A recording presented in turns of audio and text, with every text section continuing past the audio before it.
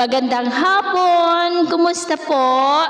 Narito po ulit ang update natin para sa lagay ng ating panahon ngayong hapon po ng December 31, 2023 na kung saan sa ngayon po ay bahagya na dumadaplis ang amihan at ito po ay umaabot na dito po sa northern part ng Northern Luzon habang ang shear line ay nandyan po ngayon sa may northeastern part ng Northern Luzon at easterlies naman ang hangin po na umihip ngayon sa silangan ng Southern Luzon, Visayas at Mindanao. At sa ating long range forecast, wala pa naman pong banta ng bagyo hanggang po sa susunod na 2 linggo. At sa lagay ng ating panahon, ngayong hapon ay muulap po ang kalangitan with isolated rains dito po sa ilang bahagi ng Cagayan Valley, Cordillera, Ilocos Region, ilang bahagi ng Central Luzon, Metro Manila, Camarines Norte, Mindoro Provinces, Palawan at Samar Provinces.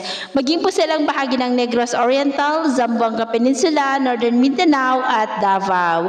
At sa susunod po ng mga oras ay posible pa rin ang mga isolated rains, lalo na po sa ilang bahagi ng Northern at Central Luzon. Kaya mag-ingat po tayo and Happy New Year po sa inyong lahat. At sa atin naman pong mga baybayin, wala naman po tayong nakataas na anumang gale warning signals, pero iba yung pag-iingat lamang po kung papalaot tayo para mas makaiwas sa mga sakunang pangkaragatan. So, yun po ang latest update natin sa araw na ito. Ako po muli si James na nagsasabing, sa kahit na pagsubok po na darating sa ating buhay, huwag po tayong mawawalan ng pag-asa. Thank you and God bless!